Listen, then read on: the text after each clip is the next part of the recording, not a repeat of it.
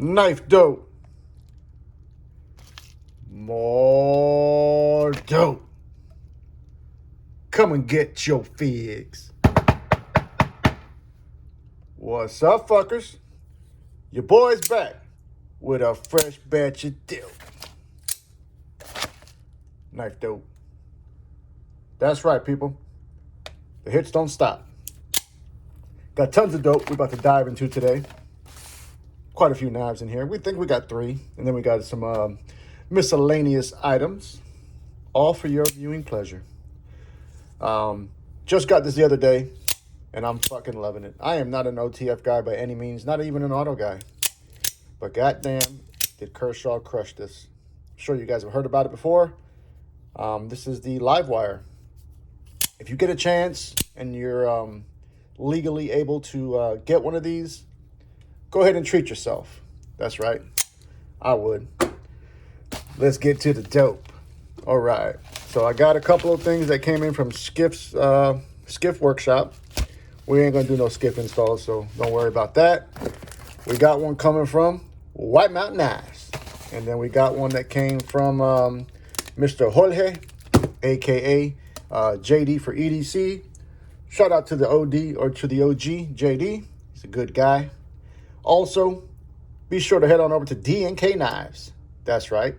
They've got a wide selection of overseas and USA-made knives. Go ahead and treat yourself. Just be sure to use code KnifeDope for 10% off your purchase. Okay, enough of that. Let's quickly check out what I got from Skiffs, and then we'll dive into those things. This I got for, which I don't have because I just sent it out. This has got some personal information in it, so but just so you guys see what I'm up to, I ended up getting some multi-row bearings for my Mayhem, my Vosteed Mayhem. And like I mentioned, it is not here. I shipped that out yesterday for some mod work. I'm excited about it. You guys should be too, because you're going to get to see it. But so that took a trip yesterday. Not quite sure. Usually it takes about a couple of weeks to get back. But I'll be sure to show you guys that when that arrives. And then I also, while I was perusing the site, I managed to snag this. I think you guys have heard about it, and if not, I'm gonna learn you. This is a tool for when you have these non-captive pivots. You know, it can be kind of you can kind of fuck up your knife trying to use a. Normally, what I would do is I would use a stubby to hold the pivot on one side, but you know, you can easily scratch your pivot or your scale. So Skiff came out with this fantastic idea. You know, it really is a good idea. Very simple, but it's just basically the same thing. Oh shit! Wait a minute. Okay, I see something. Let's see something. Yeah, it holds your standard pivot, your bit rather. It's not magnetic though. Okay, that's pretty cool.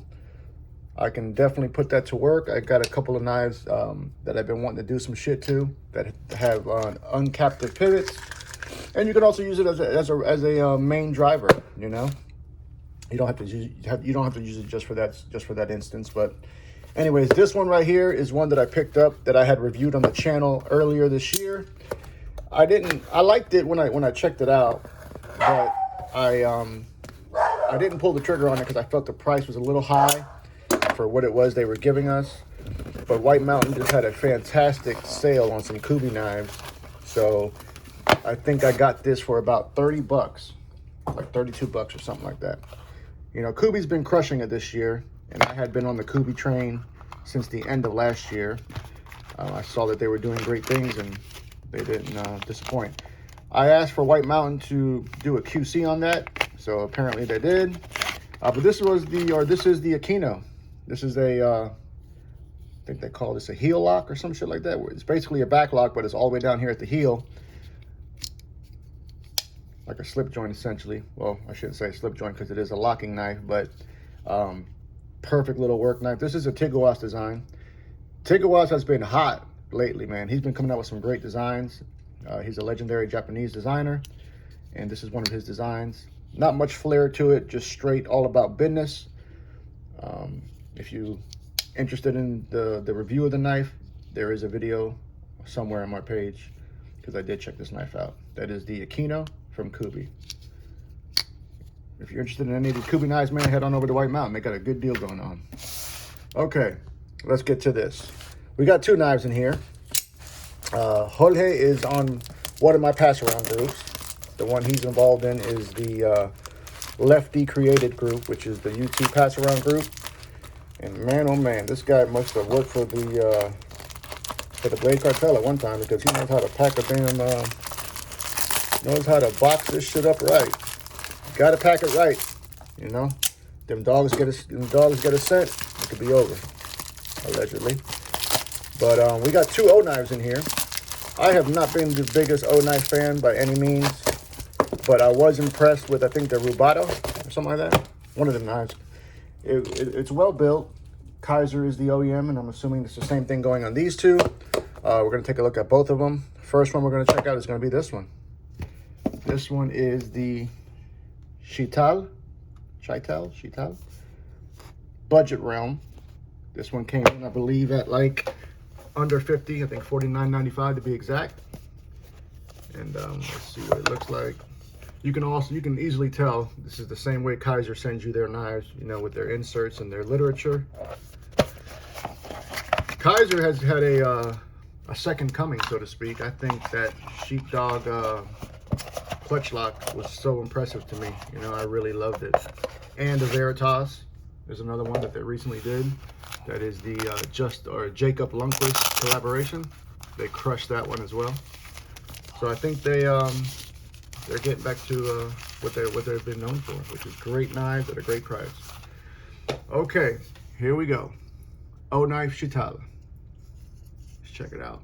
They also have a mini version to this knife, which I just found out when I was doing the research on it.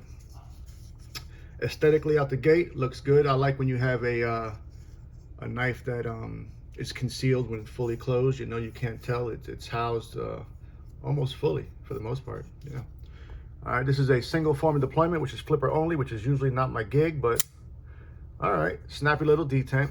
We've got plenty of access to that lock bar. Ooh, look at that bitch, boy. She flies out, comes right back to the house. We've got this nice textured black G10 scales. Nice quality G10, I'm impressed with it. Standard folded over stainless steel Kaiser pocket clip, which is reversible, right or left hand tip up carry. You can see here that we have some recessed screws, or rather inset screws, I should say. Open back construction.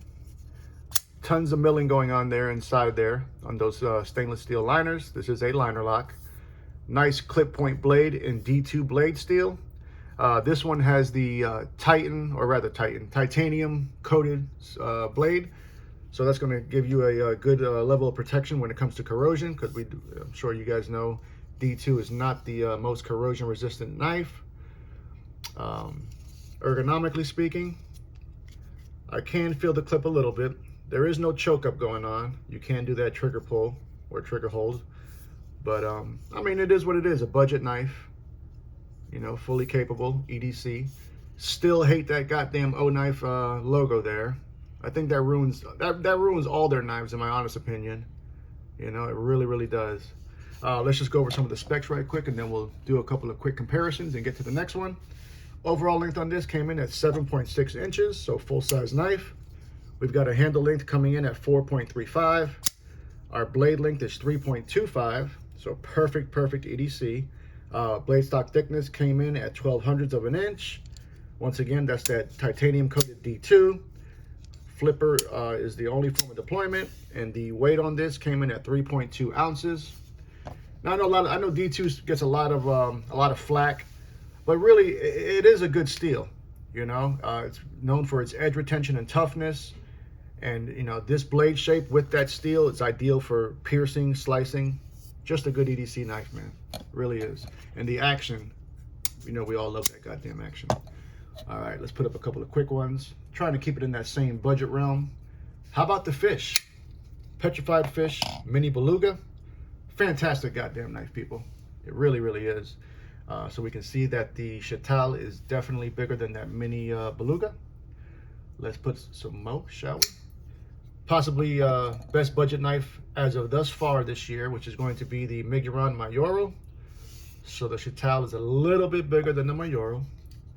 Let's do 2 mo. God damn it, 2 mo. Coming in hot with another recent acquisition, just a few bucks more than the Chital. But man, oh man, am I loving this one. That is the Corsair, Vosteed Corsair. So the Corsair is just close enough to the same size, maybe a hair bigger. How about another flipper? This one's a little bit more, but just as enjoyable. And that is going to be the Enriggy Knives Jersey. Shout out to Mr. Enriggy for loaning me this knife to check out. So we can see that the Chital is bigger than that. Well, that's what we got going on for this first one. What are my thoughts on it? If I had to choose keeping the same price point, I would probably opt to go with the Best Techman Dundee. They just released the Mini Dundee, which I did order, so that'll be on the channel here soon.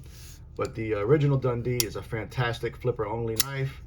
Highly recommend it. I love what Best Techman is doing.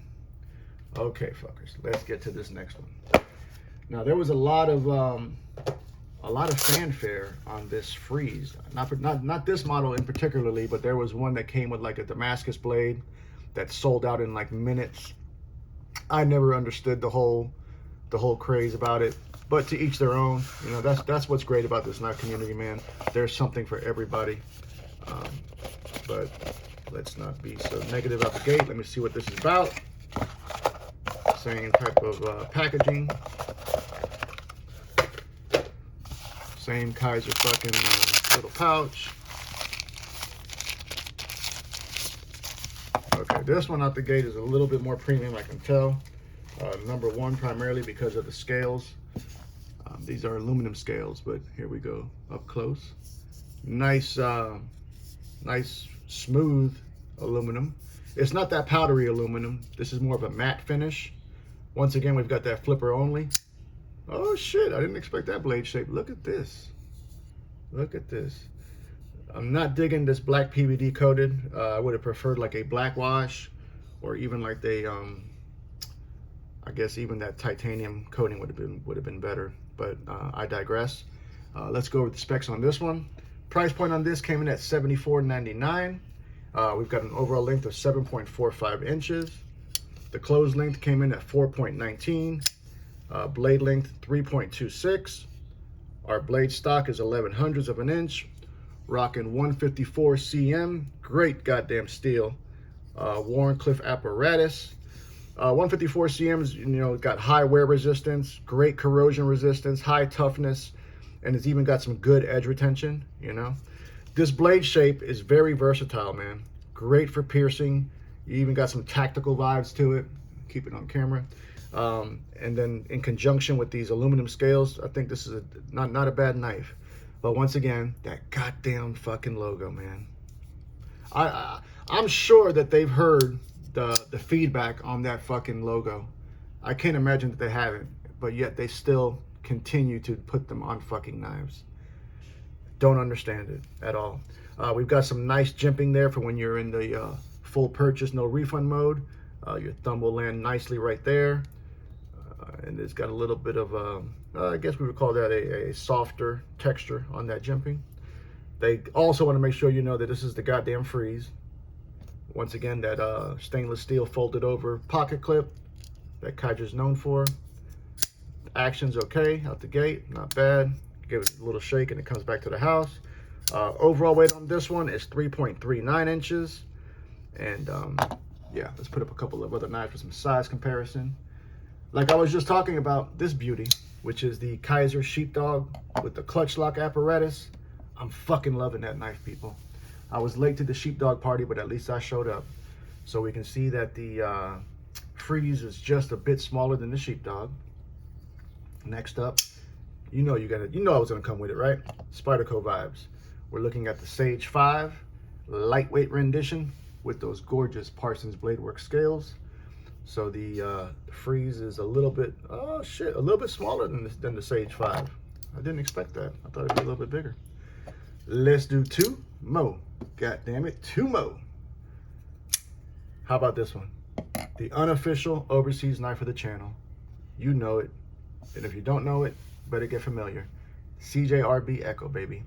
Knife Center exclusive.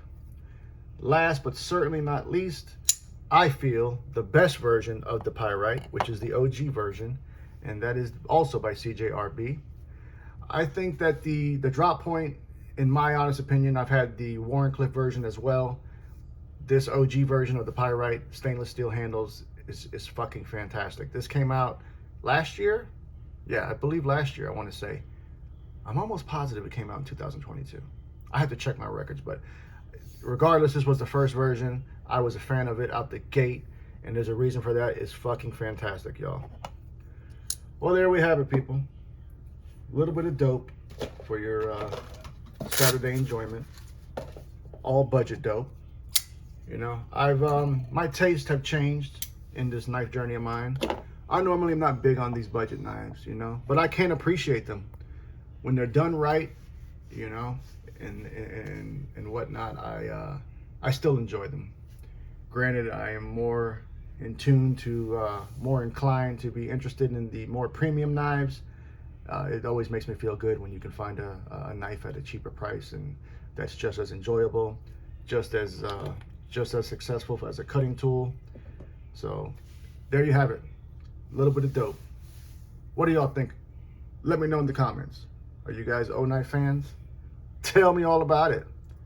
Love you, mean it. Until the next time, cut something, cut someone, just don't cut yourself. Stay dangerous, fuckers!